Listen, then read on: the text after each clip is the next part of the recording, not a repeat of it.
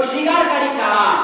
আল্লাহ রাসূল প্রশ্নের উত্তরে বলতেছেন, ক্বালু ওয়া মান আবা ক্বালা মান আতাআনি দাখালাল জান্নাহ ক্বালা মান আতাআনি দাখালাল জান্নাহ। আমার উম্মতের মধ্যে যারা আমাকে, আমি রাসূলকে অনুসরণ করবে তারাই কেবল জান্নাতে প্রবেশ করবে। ওয়া মান আতাআনি ফাকাদ আবা, তারাই অস্বীকারী যারা আমাকে অস্বীকার করছে, অর্থাৎ আমি রাসূলকে অনুসরণ করে নাই। যারা আমি রাসূলকে অনুসরণ করে নাই, আমাকে অস্বীকার করছে, আমার সুন্নাতকে আঁকড়ে ধরে নাই, আমার সুন্নাতকে মানে নাই, আমি নবীকে নবী পরিপূর্ণ মানে নাই, তারাই কেবল অস্বীকারী, অর্থাৎ তারা বাদ দিয়ে সকল উম্মতি জান্নাতে প্রবেশ করবে। বলেন সুবহানাল্লাহ। আমরা কি জান্নাতে যাইতে চাই কি চাই না? কি বলেন, জান্নাতে এরকম কোন মানুষ আছে যে জান্নাতে যেতে চায় না? সবাইকে আমরা জান্নাতে যাইতে চাই। আমাদের জন্য কি আল্লাহ তাআলা জান্নাত বানাইছেন? তো জান্নাতে যাওয়া লাগবে, জান্নাত যদি আমাদের যাওয়ায় যেতে হয়, আমরা জান্নাতে যেতে চাই, ইবাদত না করে কি আপনি জান্নাতে যাইতে পারবেন? যাইতে পারবেন না। ইবাদতও করবেন না, নামাজও করবেন না, কোরআনের বিরোধী কাজ করবেন, আলেমের বিরোধী কাজ করবেন, কোরআন হাদিস মানবেন না, আবার জান্নাতে যেতে চান, এটা বোকামি ছাড়া আর কিছু হইতে পারে না। বোকামি ছাড়া আর কিছু হইতে পারে না। জান্নাতে যেতে হলে নেক আমল করা লাগবে, আমল করা লাগবে, হককে হক বলা লাগবে, মিথ্যাকে মিথ্যা বলা লাগবে, আল্লাহর হুকুম আর রাসূলের সুন্নাহ তরিকাকে পরিপূর্ণভাবে আঁকড়ে ধরা লাগবে। বলেন ঠিক কিনা? এটা রবিউল আউয়াল মাস চলতেছে। কি মাস চলতেছে? রবিউল আউয়াল মাস। এই মাসে কি আল্লাহ রাসূল দুনিয়াতে কি করছেন? দুনিয়াতে আসছেন, জন্মগ্রহণ করছেন। কিন্তু যারা ঈদে মিলাদুন নবী পালন করছে 12 রবিউল আউয়াল, আমার নবী দুনিয়াতে আসছে, বার নির্ধারণ আছে, সোমবার দুনিয়াতে আসছে, এটা ঠিক আছে, কিন্তু তারিখ নির্ধারিত নাই। তারিখের মধ্যে মতানৈক্য আছে। কেউ বলছে 12 রবিউল আউয়াল, কেউ বলছে 8 এবং 9, অনেক মতবাদ আছে, ইখতিলাফ আছে। তো আপনি 12 রবিউল আউয়াল আল্লাহ রাসূল যেভাবে বলছে ওইভাবে পালন করলেন না, তাহলে আপনি আশিকে রাসূল কেমনে হইলেন? কথা বলেন। আল্লাহ রাসূল বলছে, সাহাবায়ে জিজ্ঞাসা করলে, আল্লাহ রাসূল আপনি সোমবারে রোজা রাখেন কেন? আল্লাহ রাসূল বলে, আমি প্রতি সপ্তাহে সোমবারে আমি রোজা রাখি, এই জন্য আমি এই দিন জন্মগ্রহণ করছি। বলে সুবহানাল্লাহ। তার মানে আল্লাহ রাসূল প্রতি সোমবার এবং বৃহস্পতিবার সপ্তাহে 2 দিন রোজা রাখতেন। সাহাবায়ে কিরাম জন্ম দিবস পালন করে নাই, অথচ আল্লাহ রাসূল যেইভাবে বলছে ওইভাবে রাখে নাই, ওইভাবে পালন করে না। আবার নিজেকে আশেকে রাসূল দাবি করে, ওদের মতো বেয়াদব আর বাংলার জমিনে হইতে পারে না। আল্লাহ রাসূল যেইভাবে বলছে ওইভাবে পালন করা লাগবে। বলছে রোজা রাখার জন্য, অথচ তুমি রোজা না রেখে তুমি সিন্নি খাও, এরকম মিষ্টি খাও, তাহলে তুমি নবীর ওয়ারিস কেমনে হইলা? আশিকে রাসূল কেমনে হইলা? তুমি আমাকে বলো, ওয়ারিস কেমনে হইলা নবীজি? আল্লাহ রাসূল যেইভাবে বলছে ওইভাবে আঁকড়ে ধরতে হবে। আল্লাহ তাআলা কোরআনের মধ্যে বলে দিয়েছেন যে রাসূল তোমাদেরকে যা বলছেন তা ধরো, আর রাসূল তোমাদেরকে যা থেকে নিষেধ করেছেন তা থেকে কি থাকো? বিরত থাকো। আমার মূল আলোচনা হলো, কেমন নবী আমরা পাইলাম? আমার নবীর ডঙ্কা ইতিপূর্ব থেকে, আমার নবী যখন দুনিয়াতে ছিল না, দুনিয়াতে আসেনি না, তখন থেকে আল্লাহ তাআলা আমার নবীর যে অলৌকিক ঘটনা এবং অলৌকিক জিনিসগুলি ঘটাইছেন, আমার নবীর ডঙ্কা অনেক আগে থেকে বাজাইছেন। বলেন সুবহানাল্লাহ। জমজমের পানি বন্ধ হয়ে গেছে। নবীজির দাদার নাম কি? Abdul Muttalib. বলেন, নবীজির দাদার নাম কি? Abdul Muttalib. সকল মানুষ আসছে এসে বলতেছে, আব্দুল মুত্তালিব, মক্কার মধ্যে জমজমের পানি বন্ধ হয়ে গেছে, আপনি আল্লাহর কাছে, কাবার মালিকের কাছে আপনি দরখাস্ত করেন, বলেন যাতে পানিটা যাতে আল্লাহ তাআলা দেয়। আল্লাহ রাসূল সাল্লাল্লাহু আলাইহি ওয়াসাল্লামের দাদা আব্দুল মুত্তালিবের কাছে এসে মক্কার মানুষগুলি, কওমের মানুষগুলি এসে, মক্কার মানুষগুলি এসে আল্লাহ রাসূলের দাদা আব্দুল মুত্তালিবকে বলে, ও আব্দুল মুত্তালিব, আপনি আল্লাহর কাছে দরখাস্ত করেন, আল্লাহর কাছে বলেন জমজমের পানি চালু হওয়ার জন্য। পানি ছাড়া আমরা চলতে পারি না। আব্দুল মুত্তালিব, নবীর দাদা আব্দুল মুত্তালিব কাবার মালিকের কাছে দুই হাত তুলে দোয়া করে, ও আল্লাহ, আমাদেরকে পানি দান করুন। মক্কার মধ্যে পানি নাই, জমজমের পানি বন্ধ হয়ে গেছে। বলেন কাবার মালিক কে? বলেন আল্লাহ। কে? আল্লাহ। আমাদের রিজিকের মালিক কে? আল্লাহ। সব কিছুর মালিক কে? আল্লাহ। কাবার মালিকের কাছে বলেন, ও কাবার মালিক, আর আব্দুল মুত্তালিব কাবার মুতাওয়াল্লি ছিলেন। কি ছিলেন? কাবা শরীফের মুতাওয়াল্লি ছিলেন আব্দুল মুত্তালিব, নবীজির দাদা। আল্লাহ তাআলার কাছে বলেন, ও আল্লাহ, আপনি যদি পানি আবার আমাদের জন্য দেন, জমজমের পানি যদি আবার জারি করে দেন, তাহলে আমি আপনার কাছে মান্নত করলাম আমার 10টা পুত্র থেকে, সন্তান থেকে, ছেলে সন্তান থেকে একটা সন্তানকে আল্লাহ রাস্তায়, অর্থাৎ আপনার রাস্তায় কুরবানি করে দিব। বলেন সুবহানাল্লাহ। আল্লাহর কাছে মানত করছে। কেডা করছে? নবীজির দাদা। নবীজির বাবার নাম কি? আব্দুল্লাহ। মার নাম কি? আমেনা। বলেন আমার সাথে, বলেন নবীজির বাবার নাম কি? আব্দুল্লাহ। বলো, নবীজির বাবার নাম কি? আব্দুল্লাহ। নবীজির মাতার নাম কি? মার নাম কি? আমেনা। নবীজির দাদার নাম কি? Abdul Muttalib. নবীজির চাচার নাম কি? নবীজির চাচা আবু তালহা। অনেক চাচা ছিল, অর্থাৎ নবীজির বাবা আব্দুল্লাহ, অর্থাৎ নবীজির চাচা সহ তাদের ভাই ছিল, সংখ্যা ছিল 10 জন। কয়জন? নবীজির বাপ চাচা ছিল মোট 10 জন। আল্লাহর কাছে বলছে, আল্লাহ, আপনি যদি পানি দেন, তাহলে আমার 10 সন্তান থেকে একটা সন্তানকে আপনার রাস্তায় কুরবানি করে দিন। কি বলছেন? এর মান্নত করছে আল্লাহর কাছে। আব্দুল মুত্তালিব দোয়া করার সাথে সাথে দোয়া করতে দেরি হলো, আল্লাহ তাআলা পানি দিতে দেরি করে নাই। বলেন সুবহানাল্লাহ। পানি দিতে দেরি করে নাই। আমরা অনেকে আছি মান্নত করি, বিপদে পড়ে মান্নত করি। আমি যদি বিপদে পড়ে যাই, অনেক মানুষ আছে মান্নত করে, আল্লাহ, আমার এই কাজটা থেকে যদি আমি উদ্ধার হইতে পারি, তাহলে আমি একটি গরু কুরবানি দেব। যখন বিপদ চলে যায়, তখন মানুষের স্বভাব হইল মানুষের মন থাকে না, স্মরণ থাকে না, কারণ বিপদ পার হয়ে গেছে। আমরা স্বাভাবিক এরকমই। আল্লাহর কাছে বিপদে পড়লে বলি, আল্লাহকে ডাকি, নামাজ পড়ি, বিপদ দূর হয়ে গেছে, নামাজও নাই, কিছুই নাই। কি বলেন? ঠিক না বেটি? আমরা বিপদে পড়লে আল্লাহকে চিনি, আর বিপদ থেকে মুক্ত হয়ে গেলে আল্লাহকে আমরা চিনি না। কথা বলেন ঠিক কি না? তখন আব্দুল মুত্তালিব ভুলে গেছে যে আমি যে আল্লাহর কাছে মান্নত করছিলাম, পানি তো দেরি হয়েছে, আমি তো মান্নত পুরা করি নাই। আল্লাহ রাসূলের দাদা আব্দুল মুত্তালিব রাত্রিবেলা ঘুমাইলো। ঘুমানোর পর আল্লাহ তাআলা জিবরাইল আলাইহিস সালামের মাধ্যমে স্বপ্নে দেখাইলেন। আল্লাহ তাআলা স্বপ্নে দেখাইলেন, আব্দুল মুত্তালিবকে স্বপ্নে দেখাইলেন, তুমি তোমার সন্তান, অর্থাৎ তুমি যে মান্নত করেছিলে ওই মান্নত তুমি পূর্ণ করো। যদি তুমি পূর্ণ না করো, তাহলে তোমার মান্নত পূর্ণ হবে না। প্রথম দিন এরকম ভাবে স্বপ্নে দেখাইলো, উনি গুরুত্ব দেয় না। আবার স্বপ্নে দেখাইলো, ও আব্দুল মুত্তালিব, তুমি তোমার আমার মান্নত গুলি পূর্ণ করো, তোমার ছেলেকে আমার রাস্তায় কুরবানি দাও। যদি না দাও, তাহলে আযাব আসতে আর দেরি হবে না। ওই যুগের মধ্যে একজন পাদ্রী ছিল, অর্থাৎ একজন আলেম ছিল, ওই যুগে। কিন্তু আল্লাহ তাআলা ওই সময় কোরআন নাযিল করে নাই, ওই সময় কোরআন নাযিল হয় নাই। ওই সময় তারা এরকম ভাবে পাদ্রীর যে কথাগুলি বলতো, আলেমের কথা শুনতো, এরকম ভাবে কিতাবের মধ্যে, এরকম ভাবে আসমানি কিতাবের মধ্যে, ওই কিতাবের মধ্যে যা কিছু লেখা থাকতো তা অনুযায়ী তারা আমল করতো। ওই এই গোত্রের মধ্যে গিয়া দেখে একজন রাহবার ছিল,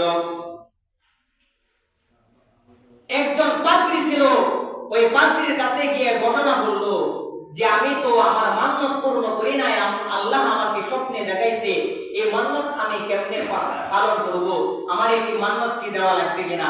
বলে হ্যাঁ অবশ্যই দেওয়া লাগবে।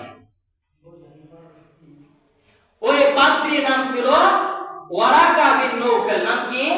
Waraqah bin Nawfal. ওই পাদ্রীর নাম ছিল Waraqah bin Nawfal. Waraqah bin নৌফেলের কাছে যখন বললাম, বলে হ্যাঁ তোমার মান্যত পূর্ণ করতে হবে, তুমি যে মান্যত করেছিলা ওই মান্যত পূর্ণ করা লাগবে, মান্যত পুরা করা লাগবে। তখন সকল ছেলেদেরকে আব্দুল মুত্তালিব ডাকলেন, নবীজির বাবা সহকারে সকল ছেলেদেরকে ডাকলেন, বলতেছে আমি তো মান্যত করেছিলাম যদি মক্কার কাবা, এই মক্কার মধ্যে জমজমের পানি যদি জারি হয় তাহলে আমার 10 সন্তান থেকে একটা সন্তানকে আল্লাহর রাস্তায় কুরবানি দেব। তখন আবু লাহাব নবীজির চাচা বলতেছে যে আব্বাজান আপনি কি দোয়া করার সময়, মান্যত করার সময় কি আমার নাম উল্লেখ করছিলেন? তখন বলতেছে না, আমি তো কারো নাম উল্লেখ করি নাই। তখন বলতেছে এই মধ্যে আমার টাকার কোনো প্রয়োজন নাই। আবু জাহেল চলে গেছে। তার চাচা আরেকজন নাম হইলো আবু লাহাব, সে বলতেছে আপনি কি মান্যত করার সময় আমার নাম বলছিলেন? বলে না, তোমার নাম তো আমি বলি না। বলে আমি ওখানে না, আমি চলে যাই। আরেকজন চাচা ছিল হযরত হামজা রাদিয়াল্লাহু তাআলা, উনি পরবর্তীতে মুসলমান হয়েছেন। তখন এরকম ভাবে সকল আল্লাহ রাসূলের বাবার চাচারা, সকল বাইনসের সকল ভাই চলে গেছে। সর্বশেষ নবীজির বাবা আব্দুল্লাহ তার দাদার সামনে রয়ে গেছে, আব্দুল মুত্তালিবের সামনে রয়ে গেছে। উনি একজন, দেখেন আমাদেরকে আল্লাহ তাআলা কেমন নবী দান করছেন, যে নবীর বাবা কেমন হবে, নবীর মা কেমন হবে, ওইটা আগে থেকে আল্লাহ তাআলা আমাদেরকে দেখিয়ে দিয়েছেন, আগে থেকে ডঙ্কা বাজাইতেছিলেন। বলেন সুবহানাল্লাহ। নবীজির বাবা যিনি হবেন আব্দুল্লাহ, নাম কি? আব্দুল্লাহ। উনি একজন সুন্দর মানুষ ছিলেন, নরম দিলের মানুষ ছিলেন। আব্দুল্লাহর ভাই যারা আছে তারা বেশি কথাবার্তা শুনতো না, কথা রাখতো না, কিন্তু নবীজির বাবা আব্দুল্লাহ কথা শুনতো। যে সকলেই চলে গেছে, আমি ততক্ষণ পর্যন্ত উঠবো না যতক্ষণ পর্যন্ত আমার বাবা আমাকে আদেশ না করবে, মানে বাবার আদেশের জন্য বসে আছে। আব্দুল মুত্তালিব বলেন সকল সন্তানদেরকে আমি ডাকলাম, সকল সন্তানরা চলে গেল, আমার কথা কি গুরুত্ব দেয় নাই। আব্দুল্লাহ সকল সন্তানের মধ্যে সর্বশেষ সন্তান, অর্থাৎ ছোট সন্তান। স্বাভাবিকভাবে সমাজের মধ্যে দেখবেন মা বাবার ছোট সন্তানের প্রতি বেশি মায়া থাকে, বেশি মহব্বত থাকে, বলেন ঠিক না? ছোট সন্তানের প্রতি বাবার মহব্বত বেশি থাকে।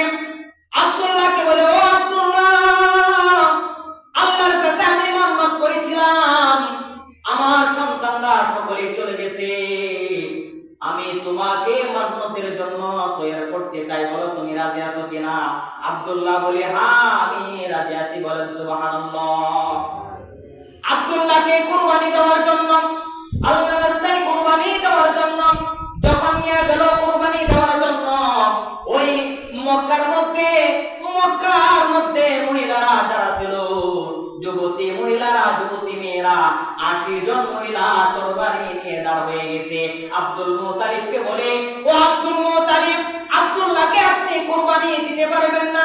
যদি আব্দুল্লাহকে যদি দুনিয়া থেকে শেষ করে দেন, কুরবানি দিয়ে দেন, মান্যত আপনার যদি পূর্ণ করেন, আমরা মেয়েরা, আমরা মহিলা ওই তরবারি দ্বারা মক্কার মধ্যে আর কেউ থাকতে পারবে না। মক্কার মধ্যে একটা এরকম ভাবে ঝগড়া লেগে যাবে, ঝগড়া লেগে যাবে, মক্কার মধ্যে ঝগড়া লেগে যাবে। আব্দুল মুত্তালিব আবার কি করছেন? বিপদের মধ্যে পড়ে গেছে। আবার ওয়ারাকা বিন নৌফেলের কাছে গেছে, ওই পাদ্রীর কাছে গেছে। পাদ্রীর নাম হলো ওয়ারাকা বিন নৌফেল, আলেম ছিল, ওই যুগে তো কোরআন ছিল না। পাদ্রীর কাছে গিয়া বলেন, ওয়ারাকা বিন নৌফেল, আমি তো আবার একটা মুশকিলের মধ্যে পড়ে গেলাম, আমি আমার মান্যত পূর্ণ করার জন্য, আমার সন্তান আব্দুল্লাহকে কুরবানি দেওয়ার জন্য আমি যখন নিয়ে গেলাম, মক্কার মেয়েরা নিষেধ করার কারণে আমি কুরবানি দিতে পারতেছি না। এখন কি রাস্তা? এখন আপনি আমাকে একটা সুন্দর রাস্তা বলে দেন, এখন আমি কি করব আপনি আমাকে বলে দেন। ওই পাত্রী বলে দিল, তুমি একটা কাজ করো, তোমার সন্তানের জানের বিনিময়ে তুমি 100টা উট তৈরি করো। তোমার সন্তানের বিনিময়ে আল্লাহর রাস্তায় 100টা উট কুরবানি দেয়া দাও। বলেন সুবহানাল্লাহ। এক পাশে আব্দুল্লাহ নবীর বাবাকে রাখা হলো, আরেক পাশে 100 উট রাখা হলো। প্রথমে 10টা উট কুরবানি দিল। এরকম ভাবে লটারির মাধ্যমে লটারি দেওয়া হলো। আবার যখন লটারি দেওয়ার সময় আব্দুল্লাহর নাম উঠলো না। এরকম ভাবে লটারি দেওয়ার সময় উট যে এক পাশে রাখছে আর এক পাশে আব্দুল্লাহকে রাখছে, আব্দুল্লাহর নাম উঠে যায় কিন্তু উটের নাম উঠে না। আব্দুল্লাহর নাম বারবার উঠতেছে। প্রথমবার 10 বার, এরকম ভাবে কয়েকবার লটারি দেওয়ার পর শুধু আব্দুল্লাহর নামই উঠে। তখন প্রথমবার 10টা উট কুরবানি দিল। 10টা উট কুরবানি দিয়ে আবার লটারি দিল, আবার আব্দুল্লাহর নাম উঠে। এইভাবে 20টা উট কুরবানি দিল, ওইভাবে 30টা দিল, 40টা দিল। এইভাবে দিতে 99টা উট কুরবানি দিয়ে দিল। বলেন সুবহানাল্লাহ। জোরে বলেন সুবহানাল্লাহ। কথা বলে বুঝতেছেন? 99টা উট কুরবানি দিয়েছে আব্দুল্লাহর বিনিময়ে। আব্দুল্লাহকে নবীজির বাবা। আমি কিন্তু শুরু থেকে বলতেছি যে নবীজির বাবা এবং মা কেমন ছিলেন, আমি শুরু থেকে টেনে আনতেছি। সম্পূর্ণ জিনিসটা বলেছে বুঝবেন যে নবীজি আমরা কেমন নবী পাইলাম আর কেমন নবীর আদর্শ আমরা গ্রহণ করলাম, কতটুকু গ্রহণ করতে পারলাম, তাদের মা বাবা কেমন ছিল, আল্লাহ তাআলা তাদেরকে কেমনে শুরু থেকে সাজিয়ে আনছেন, তাদের ডঙ্কা কেমনে বাজাইছেন, কেমন নবী আমি পাইলাম। বলেন সুবহানাল্লাহ। বারবার আব্দুল্লাহ নামে 99টা উট কুরবানি দেওয়ার পরে মক্কার মেয়েরা বলতেছেন, যদি আবার আরেকটা উট কুরবানি দেওয়ার পর যদি আব্দুল্লাহ না উঠে তাহলে আমরা মানবো না, আমরা কোনোভাবেই মানবো না। আবার যখন 100টা উট কুরবানি দেওয়া সম্পূর্ণ হয়ে গেল, লটারি দেওয়ার পর আব্দুল্লাহর নাম উঠে নাই। 100টা উট কুরবানি দেওয়ার পর ওই উটের নাম উঠছে। বলেন সুবহানাল্লাহ। আব্দুল্লাহ বেঁচে গেছে, কুরবানি থেকে আব্দুল্লাহ বেঁচে গেছে। অর্থাৎ আল্লাহ যারে বানাইবেন, আল্লাহ তাআলা যাকে বানাইবেন, আল্লাহ যাকে পছন্দ করেন তাকেই কিন্তু আল্লাহ কি বেশি বিপদের মধ্যে রাখেন, বেশি বিপদের মধ্যে পরীক্ষা করেন। যেমন ইব্রাহিম আলাইহিস সালাম দিনের দাওয়াত দিয়েছেন, অনেক পরীক্ষার মধ্যে সম্মুখীন হয়েছেন। নূহ আলাইহিস সালাম একদিন আর 2 দিন না 950 বছর দাওয়াত দিয়েছেন। কি মনে করছেন আপনি আমি কয়দিন দাওয়াত দিয়েছি? 950 বছর যাবত পর্যন্ত দাওয়াত দিয়েছেন। অর্থাৎ বোঝা গেল আল্লাহ যাকে পছন্দ করে তাকে আল্লাহ তাআলা বেশি পরীক্ষা করেন। আব্দুল মুত্তালিব নিজের ছেলে আব্দুল্লাহকে এরকম ভাবে গঠন করছেন। আল্লাহ তাআলা তাকে এরকম ভাবে কুরবানির মধ্যে আল্লাহ তাআলা তাকে বেঁচে দিলেন, তাকে বাঁচায়া দিলেন। ওই আব্দুল্লাহ যখন আস্তে আস্তে বড় হইতে লাগলো, আস্তে আস্তে যখন বিবাহের বয়স হয়ে গেল, একদিন আব্দুল্লাহ নবীজির বাবা রাস্তা দিয়ে বাইর হয়েছে। বাইর হওয়ার পর মহিলারা এরকম ভাবে অফার করে, ও আব্দুল্লাহ আমি তোমার কাছে বিবাহ করতে চাই। আব্দুল্লাহর পিতা আব্দুল মুত্তালিবের কাছে, অর্থাৎ নবীজির দাদার কাছে মক্কার অধিকাংশ মেয়েরা এসে বলতে থাকে, ও আব্দুল মুত্তালিব আপনার সন্তান, আপনার ছোট সন্তান আব্দুল্লাহর সাথে আমি বিবাহ করতে চাই।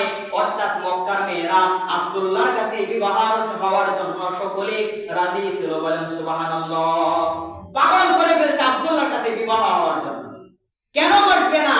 যে আব্দুল্লাহর চেহারার মধ্যে নূরে মুহাম্মদের একটা সব সময় ছায়া দেখা যায়। তো বলেন সুবহানাল্লাহ। যে উনার ঘর থেকে নবীজি জন্ম নেবে এইটার একটা আলামত আব্দুল্লাহর কপালের মধ্যে সব সময় সর্বদাই দেখা যাইত, আর নূর প্রকাশ পাইতো। বলেন সুবহানাল্লাহ। প্রতিমধ্যে একজন রাস্তার মধ্যে একজন মহিলা অর্থাৎ একজন মেয়ের সাথে সাক্ষাৎ হয়ে গেল। আব্দুল্লাহ রাস্তা দিয়ে চলতেছিল, মরিয়ম এসে আব্দুল্লাহকে অফার করতেছে আর বলতেছে, ও আব্দুল্লাহ তোমার কাছে আমি বিবাহ করতে চাই, তুমি যদি রাজি থাকো আমি তোমার কাছে বিবাহ করতে চাই। ওই মেয়েটা হলো ওয়ারাকা বিন নওফলের মেয়ে। মক্কের যে পাদ্রী ছিল, আলেম ছিল, উনারই মেয়ের নাম হলো মরিয়ম। বলতেছে তোমারা 10 ভাই, তুমি হইলা ছোট সন্তান, তোমাদের অনেক ধন সম্পদের প্রয়োজন, তুমি যদি আমাকে বিবাহ করো, আমার বাবার যত সম্পদ আছে সব কিছু আমি তোমাকে দিয়ে দিব। কিন্তু আব্দুল্লাহ ছিল অনেক লজ্জা, এরকম ভাবে নিজেকে ছোট মনে করতো, এরকম ভাবে তার ভিতরে অনেক লজ্জা ছিল, সে কোনো কথা বলে নাই। এরকম ভাবে তখন পরিস্থিতি ভিন্ন রকম হয়ে গেছে, দেখতেছে পরিস্থিতি ভিন্ন রকম হয়ে গেছে। মক্কার মধ্যে আর টাকা যাইতেছে না, মক্কার মধ্যে আর টাকা যাইতেছে না। রাসূল সাল্লাল্লাহু আলাইহি ওয়াসাল্লামের দাদা আব্দুল মুত্তালিব অর্থাৎ নবীর বাবা আব্দুল্লাহকে নিয়ে রাত্রি বেলা মক্কা থেকে সিরিয়ার মধ্যে রওনা হয়ে গেলেন। বলেন সুবহানাল্লাহ। সিরিয়া না, বলবো ইয়াসরিফের মধ্যে রওনা হলো। ইয়াসরিফ অর্থাৎ এই নাম ছিল প্রথমে ইয়াসরিফ, এই ইয়াসরিফের নাম হইল মদিনা। বলেন সুবহানাল্লাহ। প্রথম ছিল ইয়াসরিফ, আমার নবী যখন ওই জায়গায় আগমন করছে তখন আল্লাহ তাআলা মদিনা নাম রেখে দিলেন। বলেন সুবহানাল্লাহ। রাত্রি বেলা নবীজির বাবাকে নিয়ে রওনা হয়ে গেল, মক্কা থেকে মদিনায় হিজরত করে চলে গেল। মদিনার মধ্যে একটা বন্ধু ছিল আব্দুল মুত্তালিবের, অর্থাৎ নবীজির দাদার একজন বন্ধু ছিল। ওই বন্ধুর বাড়িতে গিয়া বসে বন্ধুকে বলেন, ও বন্ধু, আমি যে তোমাকে অনেক আগে বলে রেখেছিলাম তোমার মেয়ের সাথে আমার ছেলেকে বিবাহ দিব, তোমার মেয়ে কি বিবাহ দিয়ে দিছো কিনা? বলে না না, বিবাহ দেয় নাই। আমি কেমনে তোমার ওয়াদা খেলাপ করি?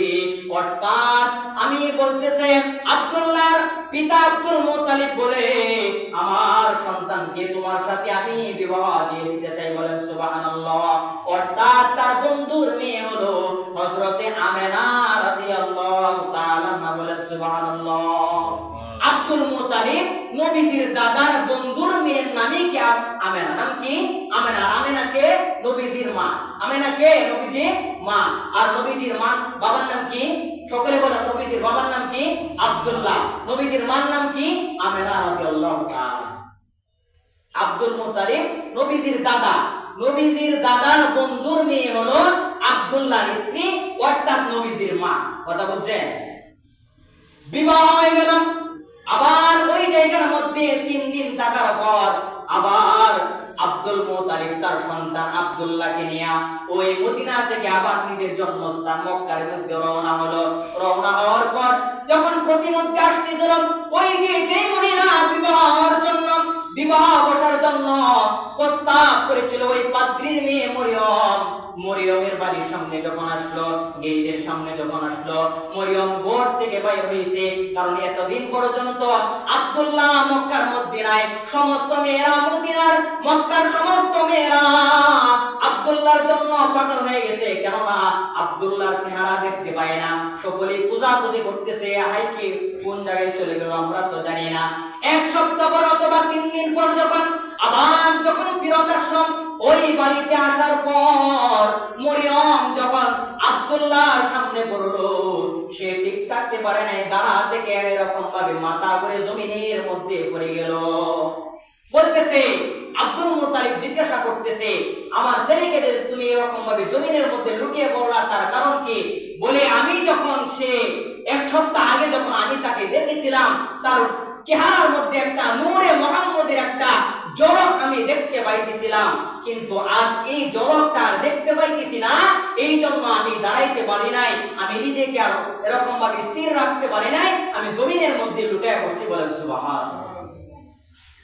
বলে আব্দুল্লাহ, তুমি আমাকে গ্রহণ করো নাই, আমাকে যদি আজকে তুমি গ্রহণ করতা, আমি মরিয়মকে যদি বিবাহ করতা, আমি তোমার সাথে বিবাহ হওয়ার জন্য রাজি ছিলাম। কেননা রাজি থাকবে না, কারণ নূরে মুহাম্মদী আব্দুল্লাহর চেহারার মধ্যে সরবরাহ করতেছিল।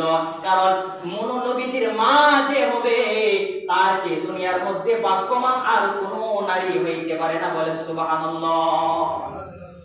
বিবাহ হয়ে গেল। এরকম ভাবে বিবাহ হয়ে যাওয়ার পর শুধু তাই নয়, আব্দুল্লাহ অর্থাৎ আমেনা রাদিয়াল্লাহু তাআলা এরকম ভাবে বসবাস করা শুরু করলো। আবার যখন আব্দুল্লাহ এরকম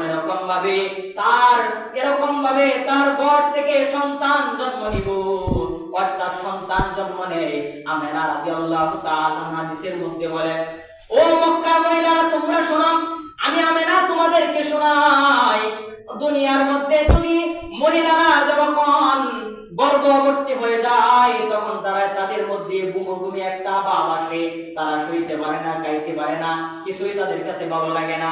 আমেনা বর্ণনা করে, আমার মুহাম্মদ যখন আমার গর্ভের মধ্যে আসছে আমি তখন আমার ভূমি আসবে দূরের কথা, আমি কোনোদিন অনুভবে করতে পারি নাই। বলেন সুবহানাল্লাহ। শুধু তাই নয়, আমার নবীর মা আমেনা যখন গর্ভের মধ্যে আমার নবী যখন আমেনার গর্ভের মধ্যে চলে আসলো, আমার নবীর মা যখন রাস্তা দিয়ে হেঁটে যায় তখন পাখিরা এরকম ভাবে উড়াল দিয়ে পাখিরা এক পাখি আর একজনকে এরকম ভাবে বলতে থাকে, আয় তোরা এরকম ভাবে আমেনার মাথার উপর দিয়ে যাইস না, কারণ উনি তো দুনিয়ার শ্রেষ্ঠ যুগের দু জাহানের নবীর মা। বলেন সুবহানাল্লাহ। শুধু তাই নয়, আব্দুল মুত্তালিব বলে, ও আমেনা তুমি কেমন সুগন্ধি আতর ব্যবহার করো, মক্কার মধ্যে তুমি যখন রাস্তার মধ্যে বের হও, আমি মক্কার মধ্যে একজন দামি একজন মানুষ, আমাকে মানুষ কান কাটা গেল, মানুষ আমাকে এরকম ভাবে বলা বলে করতে থাকে, তোমার ছেলে দুনিয়া থেকে চলে গেছে, তোমার পুত্রবধূর শরীরের মধ্যে এমন কি আতর আমাকে যে আতরের কারণে সর্ব মক্কার মধ্যে চলে গেল। এরকম ভাবে আমেনাকে জিজ্ঞাসা করার জন্য আব্দুল মুত্তালিব তার স্ত্রীকে বলে, আপনার পুত্রবধূকে জিজ্ঞাসা করেন তার শরীরের মধ্যে কি আতর মাকে, যার কারণে সকল মানুষ বলা বলে করতে লাগলো। এরকম ভাবে আমেনাকে জিজ্ঞাসা করলো আব্দুল মুত্তালিব এবং তার স্ত্রী জিজ্ঞাসা করলো, ও আমেনা তোমার শরীরের মধ্যে কি আতর মাখো আমাদেরকে বলো। বলে, আমি আতর মাখি না, তোমরা আমার সাথে আসো, আপনি আমার সাথে আসেন। এরকম ভাবে গোসলখানার মধ্যে গেলেন, গিয়ে দেখেন গোসলখানার মধ্যেও এরকম ভাবে সুগন্ধি বাইর হইতে লাগলো। বলে সুবহানাল্লাহ। এরকম ভাবে তুতু নিক্ষেপ করছে জমিন থেকে, এরকম ভাবে সুবান বাইর হইতে লাগলো। বলে সুবহানাল্লাহ। আমেনা ডাক দিয়া বলেন, ও আমার বাবা এবং মা, এই সুগন্ধি আমি ব্যবহার করি নাই, এই সুগন্ধি আমার গর্ভের মধ্যে যখন আমার সন্তান আসছে ওই দিন থেকে আমার পেট থেকে ওই সুগন্ধি বাইর হইতে থাকে। বলেন সুবহানাল্লাহ। শুধু তাই নয়, নবীর মা আমেনা রাদিয়াল্লাহু তাআলা আনহা নবীকে গর্ভের মধ্যে নিয়া যখন কূপের মধ্যে পানি উঠাইতে যায়, পানি উঠানোর সময় পানি আনতে দেরি হয়, কূপের কাছে এরকম ভাবে দাঁড়াইতে দেরি হয়, কূপের পানি নিচ থেকে উপরে আসতে দেরি করে না। বলেন সুবহানাল্লাহ। অন্যান্য বান্ধবীরা, আমেনার বান্ধবীরা বলতে থাকে, ও আমেনা তোমার পায়ে ধরে হাতে ধরিয়ে তুমি কূপের কাছ থেকে চলে যাও না, তুমি যতক্ষণ পর্যন্ত কূপের কাছে দাঁড়িয়ে থাকবা ততক্ষণ পর্যন্ত পানি উপরে থাকবে, তুমি দাঁড়িয়ে থাকো, আমাদের ডেক কলসিগুলি যা বসে আছে আমরা বইয়ে নেই। এরকম ভাবে রবির রহমত প্রকাশ পাইতেছিল। বলেন সুবহানাল্লাহ। শুধু তাই নয়, আমার নবী যখন এরকম ভাবে সোমবার সাদিকের সময় সোমবারে অর্থাৎ নবীর জন্ম তারিখ নির্ধারণ নাই, আজকে যারা আবার রবিউল আউয়াল পালন করে নবীজি যেইভাবে বলছে পালন করার জন্য ওইভাবে তারা পালন করে না। আল্লাহ রাসূল কোরআনের মধ্যে বলেন, আমি রাসূল তোমাদেরকে যা বলতে শিখিয়েছি তা তোমরা মানবা, যা বলছি তা মানবা, আর যা থেকে আমি নিষেধ করেছি তা থেকে বিরত থাকবা। আল্লাহ রাসূল দুনিয়াতে আসছে, সোমবারে জন্মগ্রহণ করছে, সোমবারে মৃত্যু হয়েছে, এই বার ঠিক আছে কিন্তু তারিখ আজ পর্যন্ত ঠিক নাই। মতানক্য আছে, কেউ বলে 12 রবিউল আউয়াল, কেউ বলে 8 রবিউল আউয়াল, কেউ বলে 9 রবিউল আউয়াল, কিন্তু নবীজি কোন তারিখে জন্মগ্রহণ করছে 8 থেকে 12 তারিখের ভিতরে, কিন্তু কোন দিন তা নির্ধারিত হয় নাই, তারিখ নির্ধারণ নাই। আল্লাহ রাসূল বলেন, সাহাবায়ে কেরাম বললেন, ও নবীজি আপনি সোমবারে কেন রোজা রাখেন? বলে, আমার ওই দিন জন্মগ্রহণ হয়েছে, রবিউল আউয়ালের সোমবারের মধ্যে জন্মগ্রহণ হয়েছে, এই জন্য আমি রোজা রাখি। আজকে বলেন তো আপনাদের কাছে আমার প্রশ্ন হলো, আল্লাহ রাসূল বলেন সোমবারে রোজা রাখার জন্য, অথচ তারা রোজা তো রাখে না দূরের কথা, ওই দিন সিন্নি আর জিলাপি কে ওই দিন রোজা রাখে? বলেন ঠিক কিনা? আল্লাহ রাসূল বলছে ওই দিন রোজা রাখো। আল্লাহ রাসূলের কোন সাহাবী কোন হাদিস থেকে বর্ণনা নাই, কোন দুর্বল হাদিসও নাই যে তারা নবীর জন্মদিন পালন করে। জায়েজ নাই, সম্পূর্ণ বেদাত। আল্লাহ রাসূল বলেন যে আমি দুনিয়া থেকে চলে আসার পর যারা এই নতুন কাজ পরিচালনা করবে, আমি যা বলি নাই, যা তারা নতুন ভাবে তৈরি করবে ওইটাকেই বলা হয় বেদাত। আর বেদাতি কাজ যারা পরিচালনা করবে তারা আমি নবীর সুপারিশ পাবে না তো দূরের কথা, হাউজে কাউসারের সময় আমার পানিও তারা পান করতে পারবে না, বলেন না। এজন্য নবী যদি রহমতের কথা, নবী দুনিয়াতে আগমন যদি বৈশিষ্ট্য যদি আমি আপনাদের সামনে উল্লেখ করতে থাকি আরো 2 ঘন্টা বলা যাবে, তারপরেও নবীজির শান, নবীজির মান বলে আপনাদেরকে আমি শেষ করতে পারবো না, আপনাদেরকে আমি বুঝাইতে পারবো না যে কোন নবী আমরা পাইলাম, কেমন নবী পাইলাম। রাহমাতুল লিল আলামিন, আল্লাহ বলেন যে আমি তোমাদেরকে রহমত স্বরূপ দুনিয়াতে পাঠাইছি। এমন একজন নবী পাইলাম যে নবী দুনিয়াতে আসার সময় মার গর্ভ থেকে প্রত্যেক সন্তানরা দুনিয়াতে আসার সময়, প্রত্যেকটা মার গর্ভ থেকে সন্তান জন্মগ্রহণ করার সময় শরীর থেকে রক্ত ঝরে নষ্ট রক্ত বাইর হয়।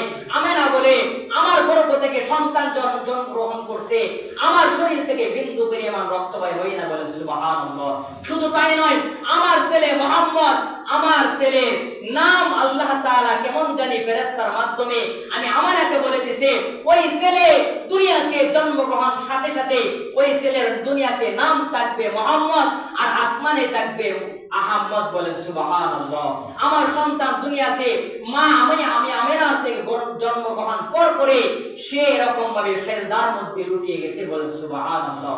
আর কেমন জানি সেজদার মধ্যে বলতেছে এ উম্মতি, বলেন সুবহানাল্লাহ।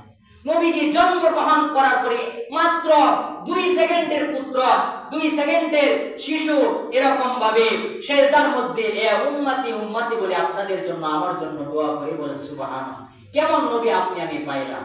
তারপরে আপনি আমি এই নবীর শান মান আপনি আমি বুঝি না, ওই নবীর ইজ্জত, ওই নবীর সুন্নাত আপনি আমার ভিতরে আজকে সমাজের ভিতরে নাই, পরিবারের ভিতরে নাই, নিজের ভিতরে নাই।